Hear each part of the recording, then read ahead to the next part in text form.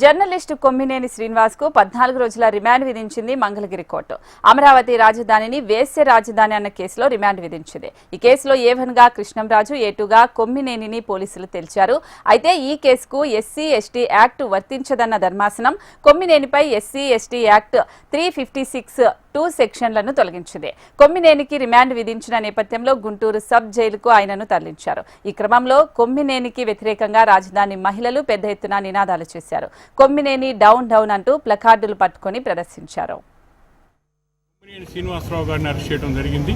దానికి సంబంధించి ఈరోజు ఆయన రిమాండ్ చేయడం జరిగింది. అయితే ఆ రిమాండ్ రిపోర్ట్ని మొత్తం కూడా మరి జడ్జి గారు మొత్తం కూడా పరిశీలించి 24/6/26 25 వరకు ఆయన రిమాండ్ చేస్తూ కోర్టు వారు ఆదేశాలు ఇవ్వడం జరిగింది. అట్లాగే పోలీసు వారిని కూడా అతని కస్టడీలో తీసుకోమని చెప్పేసి కూడా ఆదేశాలు ఇవ్వాలి. అసలు దీనికి సంబంధించి పూర్వపరపాలు కూడా మొత్తం కూడా ఇన్వెస్టిగేషన్ రూపంలోనే కాకుండా ప్రజలు అందరూ కూడా లైవ్ షో చూసి ఎంత బాధపడ్డారో దానికి అనుగుణంగానే మరి ఎవరైతే ఫిర్యాదుదారున్నారో ముందుకు వచ్చేసి ఒక మహిళగా ఈరోజు ప్రజల తరపున నిలబడేటువంటి విధానం ఏదైతే ఉందో అందరూ హర్షించాల్సిన విషయం. మేము ప్రధానంగా ఒకటే కోరుతున్నాం, మా హైకోర్టు ఎక్కడుందండి? అమరావతిలో ఉంది.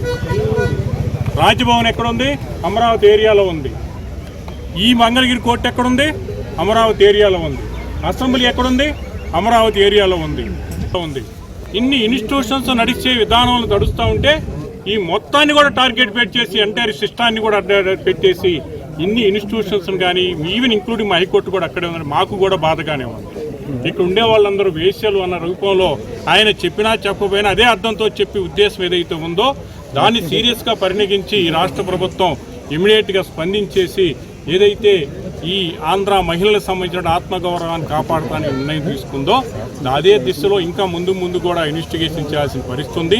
దీని వెనకొన్నటువంటి ఎవరైతే సాక్షి మేనేజ్మెంట్ ఎవరైతే ఉన్నారో వారి మీద, అట్లాగే వైసీపీకి సంబంధించిన లీడర్స్ కూడా ఎందుకు చెబుతున్నామంటే ఇంతటితో ఆగలేదు. ఇది వాళ్ళు యుద్ధం ప్రకటించారు. వాళ్ళు పదే చెప్పేది ఏంటంటే మేము అన్నాం మీరెందుకు ప్రింట్ చేయాలి, 1,00,000 ప్రింట్లు చేస్తారా అనే ప్రశ్న ఈరోజు కూడా కోర్టులో కూడా శ్రీనివాసరావు గారు చెప్తే బాధ వేసింది. మేము అక్కడ జరిగిందండి, జరిగితే ఏంటి 1,00,000 ప్రింట్లు 1,00,000 ప్రింట్లు మీరు ప్రింట్ చేస్తారా అనే పదం వాడతాం అనేది. అంటే మరి బాధపడ్డప్పుడు మీరు అన్నమాట విషయం మీరు రిలైజ్ చేసుకోవట్లేదు. ఈరోజు